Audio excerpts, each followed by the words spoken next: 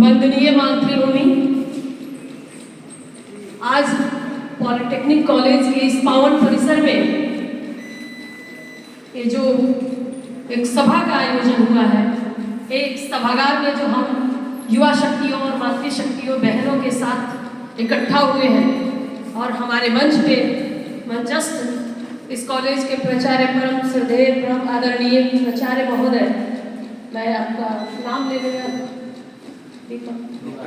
Doctor Diwakar जी, और इस कार्यक्रम को ऑर्गेनाइज करने वाले और इस तरह के युवाओं के अंदर जागृति फैलाने के लिए एक अखंड ज्योत लेकर चलने वाले हमारे डी स्वरूप जी, साथ ही एक छोटे भाई समान अनुज मुकुंद प्रकाश मिश्रा जी, जैसा कि इनके बारे में बताया गया कि ये क्रांति की कहानी लिख रहे हैं, इनका नाम मैं अपने तरफ से साइलेंट रिवॉल्यूशनरी मैन रखी हूँ।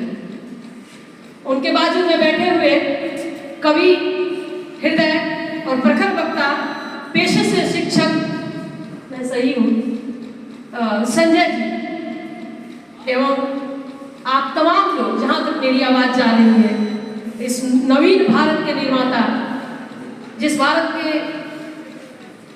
की जिम्मेदारियों का बोझ आपके कंधे पे है, आप तमाम लोग का मैं हृदय से वंदन और अभिनंदन करती हूँ।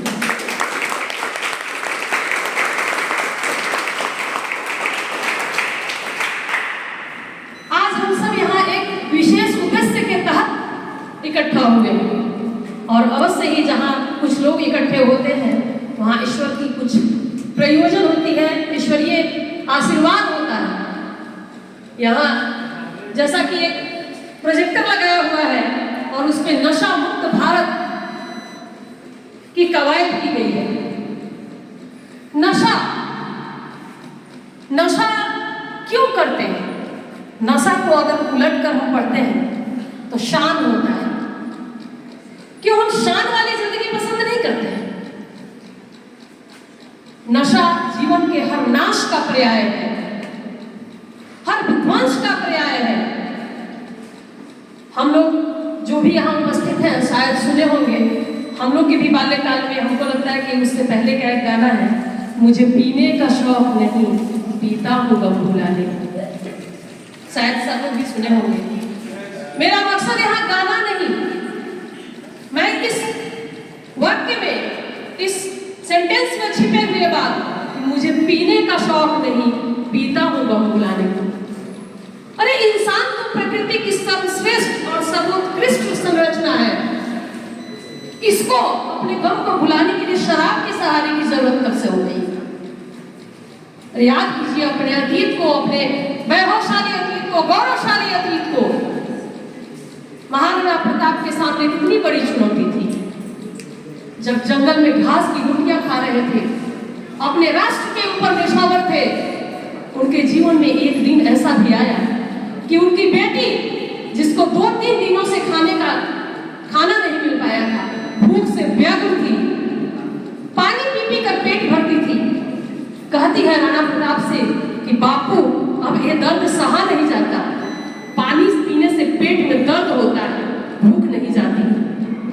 लेकिन फिर भी उन्होंने मुगलों के सामने, आक्रांताओं के सामने, देशद्रोहियों के सामने गिव अप नहीं किया, हथियार नहीं डाला। क्या वो अवसाद के शिकार नहीं हो सकते थे?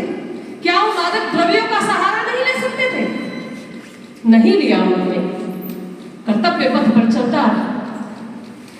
याद कीजिए उस 21 से 23 महज 23 वर्ष की वीरांगना को, लक्ष्मीबाई को, जिस उम्र में आप हसीन सपने देखते हैं, वायरल होने का सोचते हैं, तरह तरह के हथकंडे अपनाते हैं, खुद को प्रसिद्धि दिलाने के लिए, उस उम्र में वो महिला, वो लड़की विधवा हो जाती है, उनका जीवन साथी छीन जाता है और एक दत्तक पुत्र को अपने पृष्ठ पर बांधकर घुड़सवारी करती हुई फिरंगियों को नाके चने चबवाती है। क्या वो नशे के गिरफ्त में नहीं आ सकती थी? और नशा हर काल खंड में रहा है। आपके विवेक पे निर्भर करता है कि आपको क्या करना है, नहीं करना है। आप नशा करने से पहले शायद एक बात भी नहीं सोचते हैं कि 9 माह जो माँ अपने गर्भ में रखकर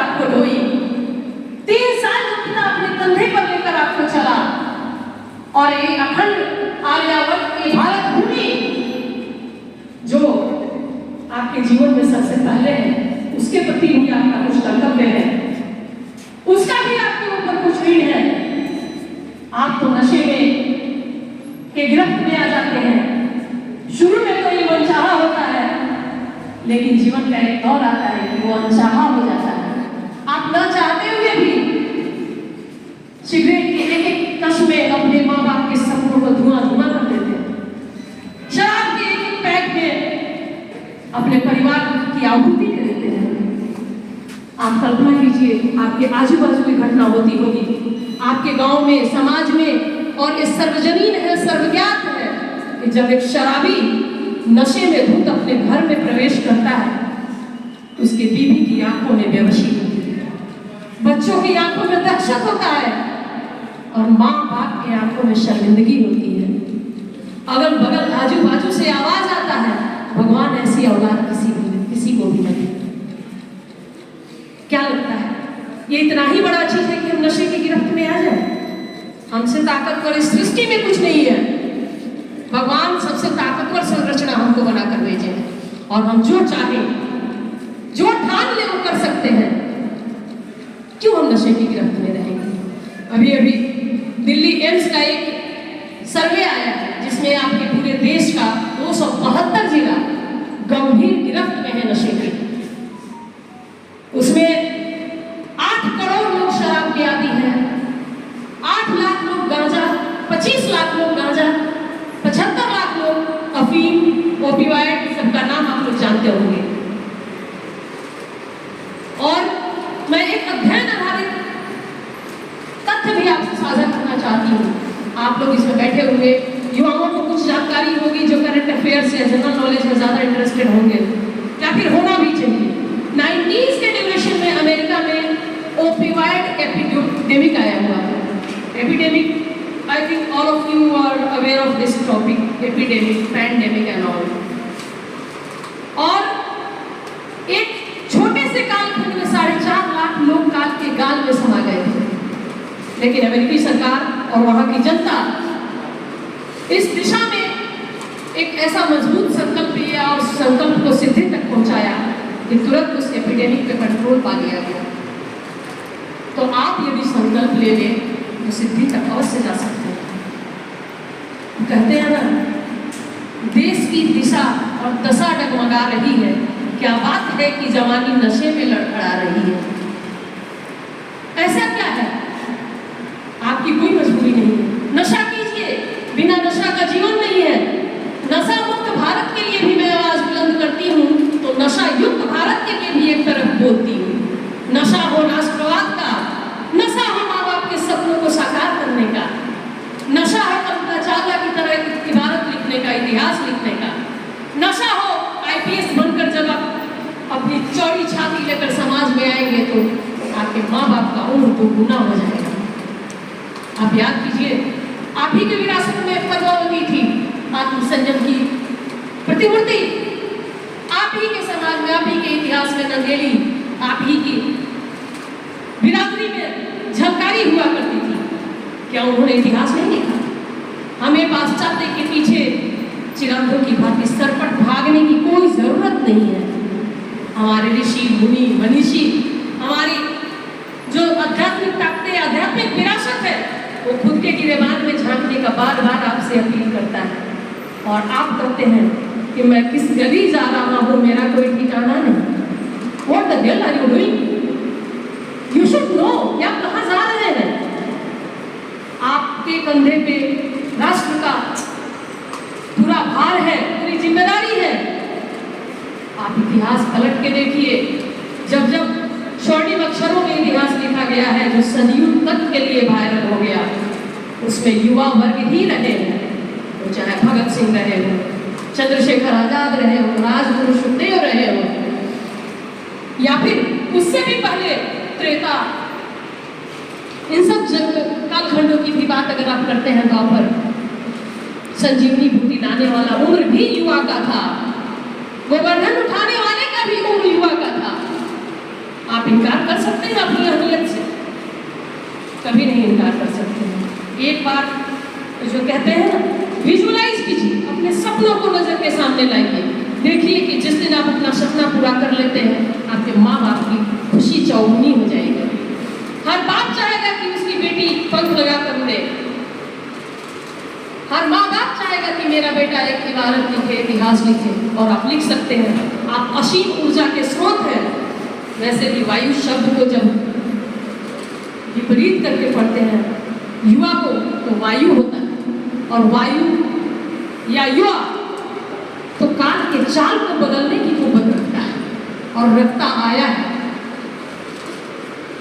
बहुत तरह के ड्रग्स हैं, बहुत तरह के मादक पदार्थ हैं, लेकिन स्पेशली उनके बारे में बहुत डिस्क्रिप्शन से और फोकस से कुछ नहीं होगा, जब तक कि आपके अंदर एक कर्तव्य बोध नहीं होगा कि हाँ मुझे कुछ करना है। बहुत सारे लोग हैं जो नशे के गिरफ्त में आते हैं कि कोई लड़का उनको धोखा दे दिया, कोई लड़की उनको धोखा दे दी। अरे उसको क्यों सोचते हो? जो तुम्हारे पीछे जीवन न्यौछावर कर दिया उसको सोचो, उसके सपनों को देखो, उसके लिए जियो, और तुम कर सकते हो, जी सकते हो। वो कुमार विश्वास जी अक्सर कहते हैं ना कि हिम्मत का सागर लांघो, हिम्मत का सागर लांघो, लहर लहर जयकारा होगा, लहर लहर जयकारा होगा। दिल टूटे या एटम टूटे, जगत में उजियारा होगा।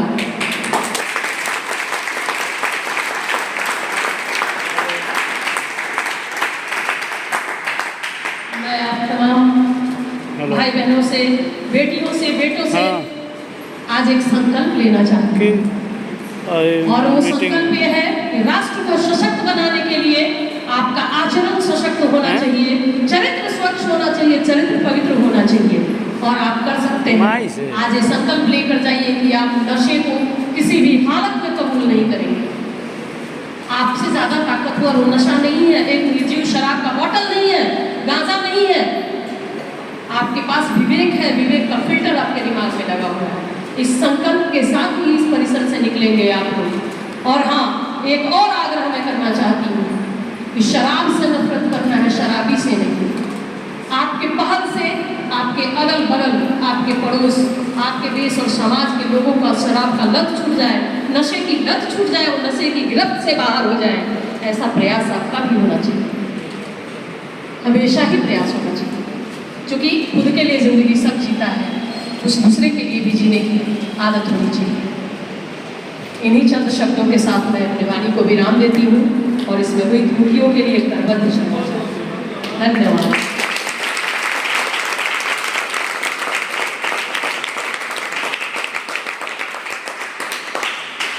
बहुत बहुत धन्यवाद।